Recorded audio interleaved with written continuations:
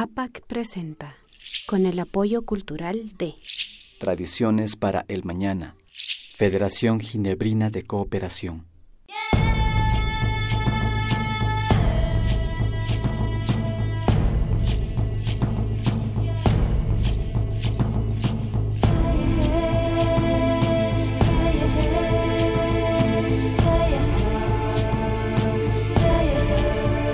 Tuyas kamasikuna alisamos kakapaitz, kaimi kapan bajo un mismo sol. Sumas ya escupas.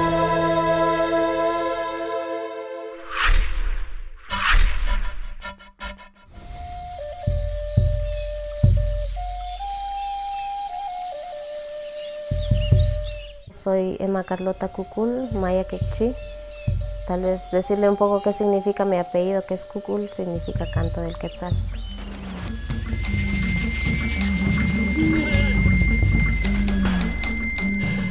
Yo, por el tema del conflicto armado en Guatemala, tuvimos que emigrar al pueblo, se nos despojó de nuestro territorio. Cuando vas al pueblo pierdes tu identidad, pierdes totalmente tu historia, ya no te preocupa quién eres tú, sino te preocupa por sobrevivir. Luego llegó una organización y me llevó allá como directora de teatro. Y llego allá y me piden escribir la historia del pueblo quechí, o sea, mi historia. Y vi la necesidad de que no solo el teatro podría ser una herramienta efectiva para hacer conciencia. Entonces pedimos a la organización que si era posible, que nos diera un curso de video y participamos 20 personas en ese curso. Y como empezábamos nosotros como grupo de teatro a ir en cada comunidad a dar el mensaje de cuidar la naturaleza, y tan de repente por la noche unos comunitarios nos llaman, estamos en la montaña, tenemos hambre, nos están persiguiendo. Llegaron como más de 1.600 policías a desalojar a la comunidad por querer poner una hidroeléctrica. Cuando llegué ahí me quedé impresionada porque esto que tenemos se llama corte. Y las mujeres hasta se quitaron el corte para atenderlo, para que sus hijos durmieran. Y habían señoras embarazadas, habían señoras con sus hijos y me dice, doña Emma, si nos morimos cuiden a mis hijos. El que tenga armas contra la institución de armas tiene que ser fusilado y no asesinado. Llegando a casa, veo las noticias y decían que eran comunidades violentas, que eran terroristas, que agredieron a los policías, los comunitarios, y era totalmente falso porque yo estuve ahí. Entonces, reflexionando, dije, si yo sé hacer video, ¿por qué me voy a quedar callada? Reuní a los que recibimos el curso y les dije que formáramos un grupo, pero que no íbamos a tener un salario, no era para ganar dinero, y que podríamos ir presos a la cárcel, podríamos ser perseguidos, hasta podríamos ser asesinados. Entonces yo les dije, el que quiera estar es bienvenido. Y solo 3 quedamos. Los otros dijeron que no corrían el riesgo. Entonces pusieron la cabeza de Junjunajpú en la rama de un árbol. Y llega una princesa Ixquic y Junjunajpú le escupe en la mano. Y entonces le dice, sube a la superficie de la tierra, pues que no morirás. En mi saliva y mi baba te he dado mi descendencia. Así es también la naturaleza de los hijos. Su condición no se pierde cuando se van, sino se hereda, no se extingue ni desaparece su imagen, sino que la dejan a las hijas y a los hijos que se engendran. Dentro de todo este proceso político, social y cultural también, de recuperación de muchos elementos en proceso de pérdida que abocaban a la desaparición de muchos pueblos, empieza a aparecer también la comunicación indígena como un elemento nuevo, pero como un elemento directamente ligado a este proceso de efervescencia que se va a empezar a desarrollar a partir de los años 90. En el país, por la ausencia de gobierno, hablo de gobierno nacional, departamental y otras cosas, pues ha habido gobierno propio. Evidentemente, en el plano más político estamos hablando de procesos de empoderamiento. Yo decía antes que los pueblos indígenas estaban desaparecidos de la coyuntura internacional, y a lo largo del siglo XX ellos se empoderan, son conscientes de su realidad, son conscientes de las problemáticas que sufren, pero también son conscientes de sus propuestas para el futuro, ¿no? Se van a dar procesos de empoderamiento así en la comunicación propia, en la construcción de la comunicación propia, como se dan los procesos de empoderamiento entre las mujeres indígenas, entre el campesinado y en otros sectores sociales a lo largo de la década de los 90 y también de los 80. Estamos hablando de las décadas perdidas en el continente americano, que son las décadas de imposición de las medidas más ortodoxas del sistema neoliberal.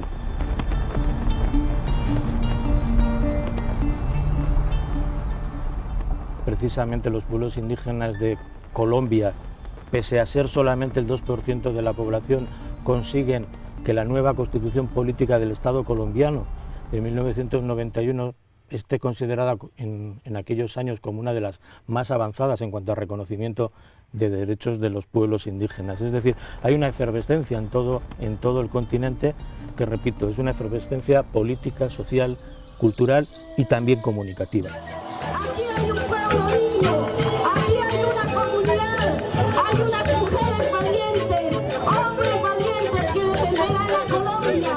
Entonces, desde los años 90 asistimos a reformas constitucionales en buena parte de los países de América Latina que modifican sus cartas magnas para introducir el carácter pluricultural de sus países.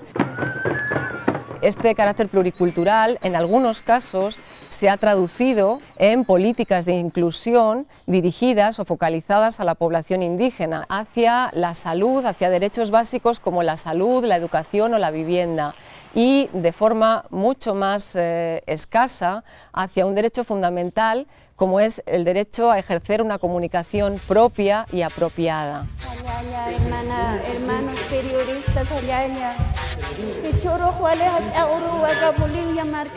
entonces, desde esa perspectiva tenemos países que están a la cabeza, al menos a nivel legislativo, en cuanto al reconocimiento del derecho a una comunicación propia y a su traducción en políticas públicas determinadas. En el caso boliviano tenemos el reconocimiento a cuotas en el espacio radioeléctrico, por ejemplo, para las radios de los pueblos originarios y las radios comunitarias. Nuestra radio es social comunitaria, porque estamos en el centro de la ciudad de Santa Cruz y es la única radio indígena, originaria campesina o social comunitaria de la organización Bartolina Sisa. Eso es importante, ¿no?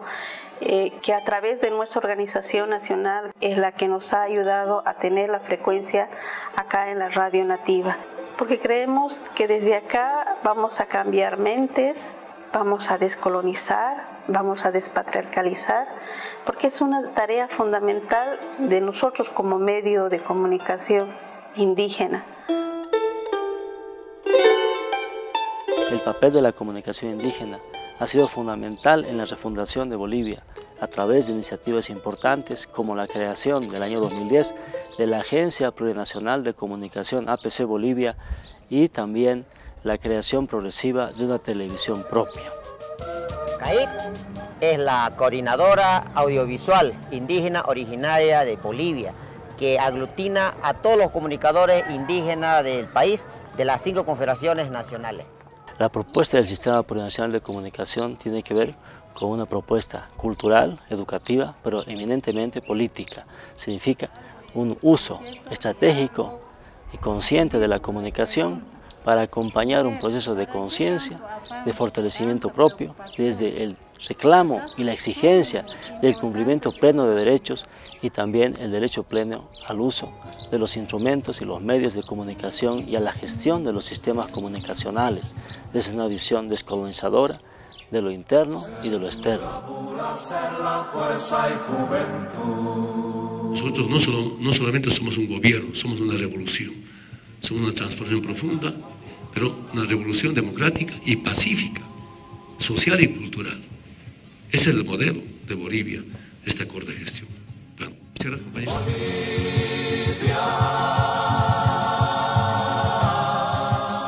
Es importante la formación política, conocer la historia de lo que fue antes, quiénes participaron, cómo participaron, qué transformaciones se hizo en los recursos naturales, en tierra, territorio, justicia, autonomías y en la misma visión de país, acompañado de lo que son el conocer las mismas leyes. Como pueblos tenemos nuestro derecho a tener comunicación.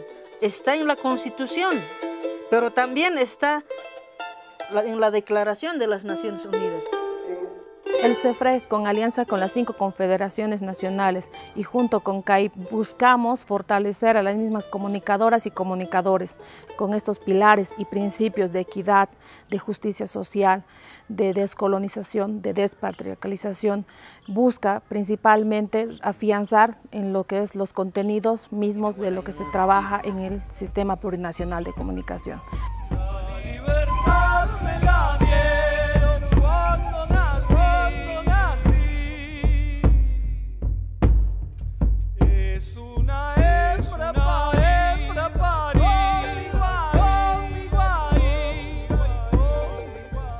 Tenemos, por ejemplo, el caso colombiano, en el que los pueblos indígenas han sido parte de la definición de una política pública de comunicación indígena que se viene discutiendo desde el 2010, con mesas de diálogo, mesas de concertación con los representantes del movimiento indígena, donde han generado documentos y debates muy interesantes y donde los propios pueblos indígenas están planteando que el derecho a esa comunicación tiene que ser contemplado como una acción afirmativa, en la medida en que han sido víctimas del genocidio, del etnocidio, de sus lenguas y de sus costumbres, y que por tanto es una atribución del Estado el garantizarles ahora una comunicación adecuada y unos medios apropiados para realizar esa comunicación.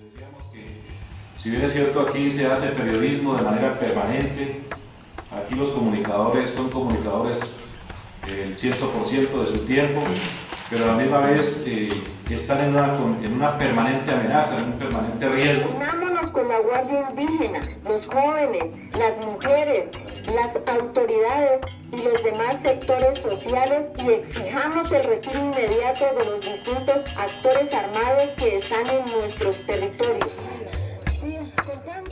El reclamo de los pueblos indígenas de Colombia por sus derechos a la comunicación es un reclamo viejo, tiene más de 3 décadas, pero yo creo que en los últimos 3 años, sino un poquito más, ha habido una transformación sustancial, y es que finalmente las organizaciones indígenas del orden nacional han logrado construir un espacio de participación y de concertación con el Estado colombiano para la formulación de una política pública de comunicación indígena. Juanguis tucuiconata, cunapuncha, icotecam conawa micanche, achica huillay conawa.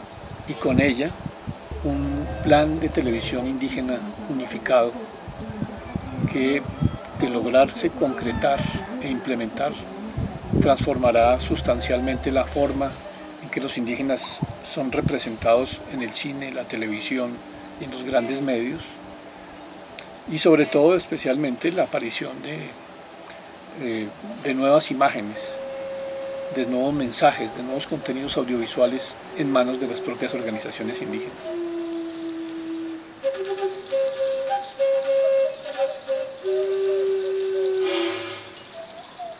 Llevo ya 12 años acompañando el desarrollo del colectivo de comunicación indígena Chigoneshi de la Sierra Nevada de Santa Marta, que congrega a los pueblos Cobi, Huiva y Arhuaco.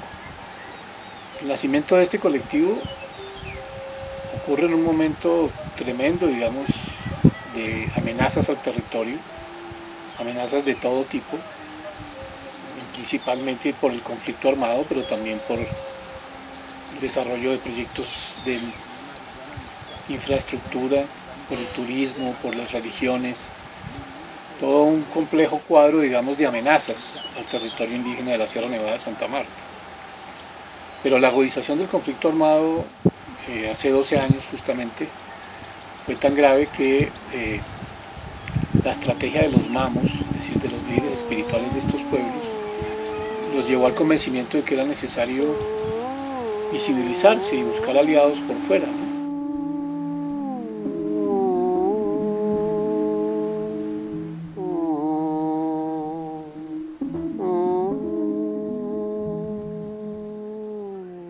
Es muy interesante cómo estos colectivos han hecho una apropiación de los medios audiovisuales para comunicarse con el otro y después generar una comunicación al interior de la misma comunidad, porque como dicen los mamos, el hermanito menor, como nos llaman a los occidentales, el hermanito menor escucha por los ojos. Y como ahora es tan clara la convivencia y la penetración, porque ya las multinacionales no tienen límite, pues se han dado cuenta que para hablarnos a nosotros es más fácil que comprendamos a través de los medios audiovisuales. El ONU hay que decírselo de verdad, aplique derechos humanos, porque están violando, mover la tierra, destruir un cerro, destruir todo lo maderables. Estamos violando derechos humanos. Entonces, ellos al apropiarse de estas herramientas de comunicación están haciendo un aporte interesante. Esto debe quedar muy claro que hay un objetivo político en lo que ellos cuentan, pero no un objetivo político solamente en el sentido de denuncia, sino también al interior de las comunidades. Esto se está utilizando como una herramienta que ayuda al fortalecimiento de sus estrategias de comunicación, denuncia y también como generadoras de un lugar de diálogo.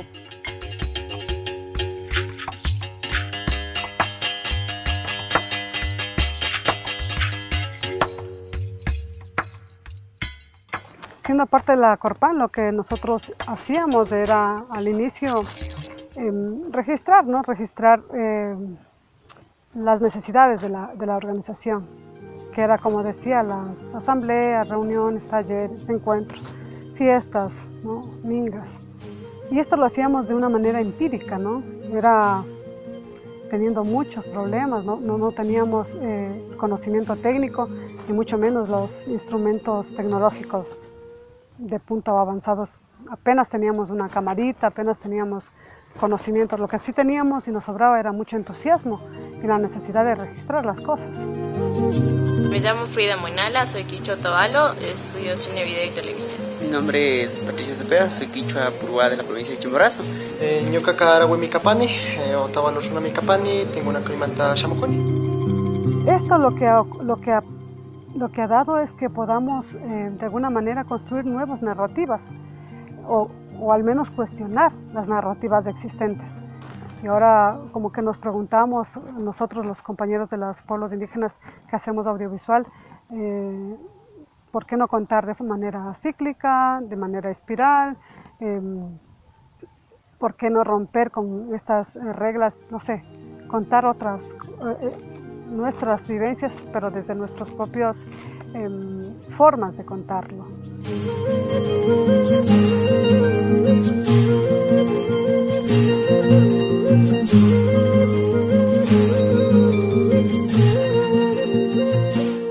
En el marco de todo un proceso que están viviendo los pueblos indígenas de descolonización epistémica, de descolonización de sus cuerpos, de su territorio, los comunicadores indígenas han levantado un proyecto de descolonización del audiovisual, ¿no? Entonces hay una línea de trabajo dirigida primero a crear una agenda de comunicación indígena continental de la Via Yala, en la que haya diferentes encuentros como festivales, instancias de encuentro y discusión como las cumbres, que sirvan para ir conduciendo temporalmente y espacialmente este proceso de descolonización del audiovisual que, como decía, va acompañando muchos procesos de descolonización.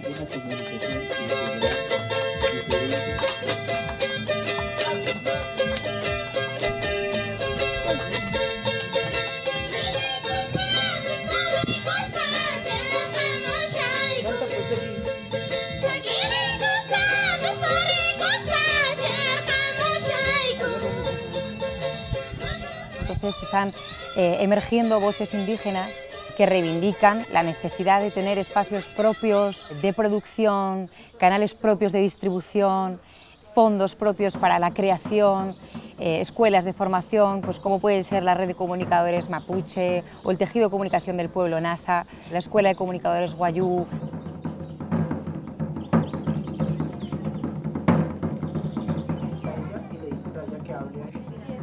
Hola, hola. Sean todos bienvenidos a una emisión más de Viva Voz. Bien. A Viva Voz, Red Comunicación, escena 1, toma 3. Jamaya Jia Jopushua, Tanulia Angie Fontalvo, Guayuja Yaliyu. Hoy emitimos desde la media. Entonces, bajo ese enfoque, la red comienza a funcionar. Es una red donde no hay un coordinador, donde no hay todos, es un movimiento de comunicadores. Y hace 4 años dijimos, bueno, pero la red se debe plantear cosas más profundas y más políticas desde el punto de vista indígena. Tiene que ser un accionar político y decidimos conformar la Escuela de Comunicación Wayuu, que es una escuela en donde participan 15 jóvenes de diferentes comunidades y tiene enfoques muy puntuales. Primero el territorio, porque creemos que los comunicadores deben conocer su territorio para poderlo defender. Debe conocer la medicina, tenemos que aprender esos significados para poder entonces realmente ejercer una comunicación para la vida. Y el tercero es una herramienta de comunicación, o sea, cómo manejar una cámara, un grabador, cómo poner luz. Entonces, la unión de estos 3 aspectos es la base de la escuela, porque también partimos de que desde la comunicación se ejerce un liderazgo. Y en ese liderazgo tenemos entonces que construir una opinión política como indígena, tenemos que construir un sentimiento propio. Ese comunicador debe estar entregado a la comunidad, debe tener el espíritu, la esencia, la efervescencia de esa comunidad. Entonces, bueno, trabajamos un poco todo esto, que es la formación de liderazgo de la juventud frente a los medios de comunicación. Bueno, amables oyentes, en este momento me encuentro con Ana Rosa Jusayú, una de las 5 autoridades tradicionales del resguardo de Albania. Aquí nuestra autoridad nos va a comentar cómo desde la cosmovisión Wayuu es importante la comunicación propia a través de los sueños.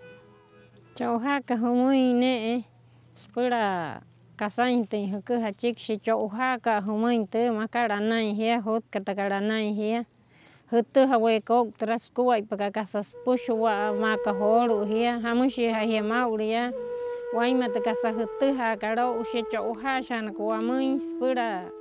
Pero hay que clarificar una cosa.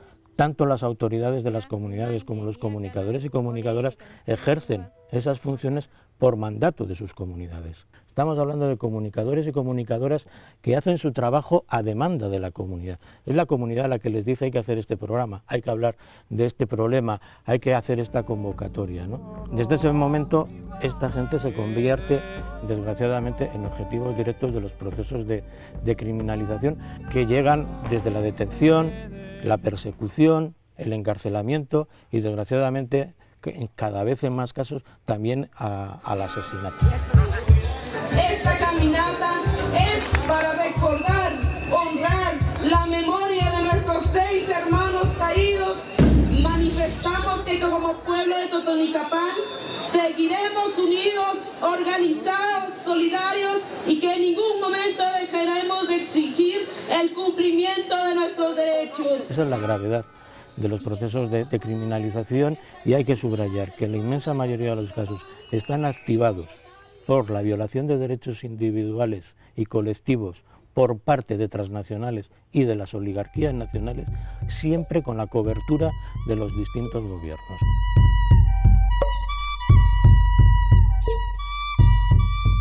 En Alta Verapaz, jurídicamente las autoridades ya son legales, tienen personería jurídica y ellos, de ver el trabajo que nosotros hacemos, se acercaron a nosotros y nos dijeron que como autoridades del pueblo quechí nos iban a avalar, a defender cualquier cosa que a nosotros nos suceda.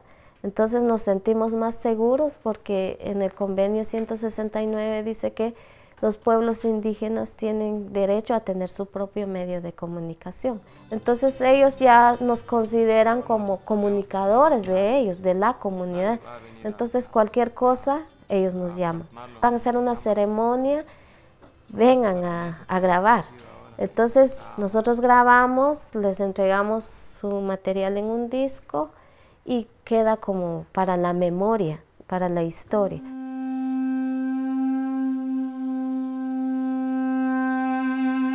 También han llegado allá en Chisec Han encontrado muchas osamentas por lo que sucedió en el conflicto armado, y han llegado las comunidades: mira, graba eso para que vean nuestros hijos y que no vuelva a suceder esto, y que valoren nuestro territorio porque ha habido muertos.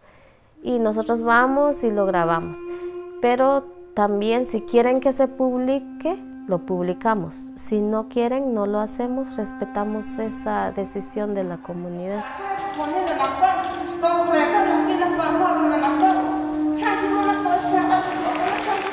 Entonces, el derecho a la comunicación no solamente es un derecho que tiene especial protección para los pueblos indígenas, sino que es un derecho que es piedra angular para otros derechos.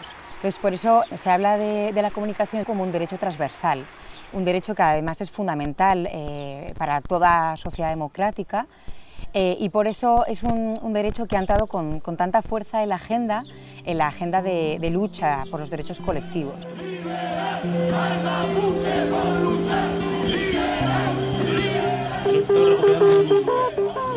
Un complejo ceremonial que hay aquí en la playa siguiente, que es San Ignacio, donde está el cementerio antiguo. En el caso mapuche, en el caso chileno, no hay una persecución tan directa como podría ocurrir con Centroamérica, con comunicadores en Centroamérica y en México, donde se persigue y se termina matando a los comunicadores. Nosotros sí tenemos unas formas distintas de presión y de persecución hacia los comunicadores y comunicadoras mapuches. Se discrimina el trabajo, de alguna forma se les baja el perfil, no se consideran fuentes, pese a que sus contenidos sí son contemplados en muchos medios de comunicación de masa.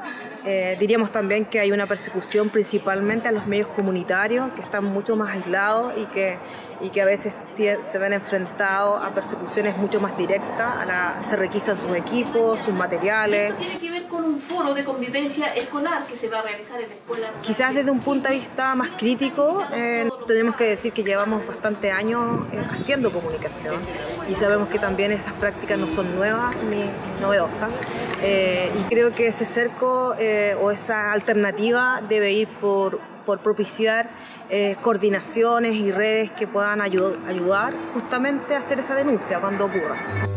Lo que queremos es que objetivamente los mapuches levantemos esto. Eso ocurre, por eso yo creo que nosotros como mapuches tenemos que efectivamente ser capaces de crear los instrumentos que nos permitan informarnos, ser capaces de crear los instrumentos que nos permitan ejercer nuestros derechos. Porque estamos... Por lo tanto, nosotros ya nos hemos vuelto protagonistas de nuestras propias producciones. Pues dicho sea de paso, eso es lo que ha generado que se ha posicionado la comunicación nuestra. Creo que es un logro bastante importante, el que nosotros ya hayamos alcanzado este nivel de producción audiovisual.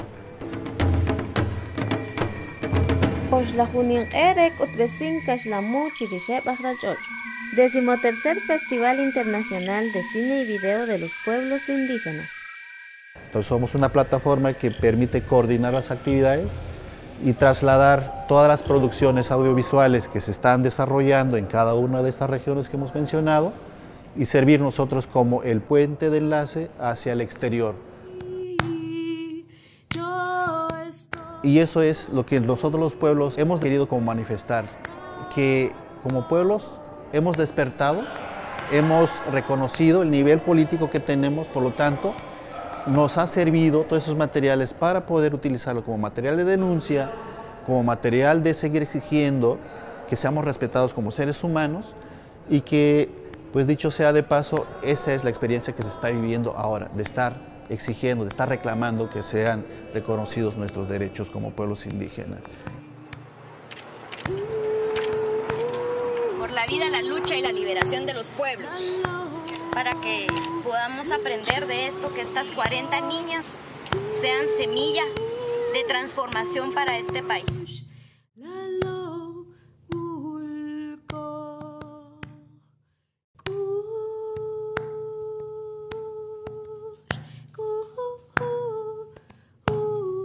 Ñapas patatukurirka, yakuti integramupashun astawan rikuchikunawan. Supunchakama.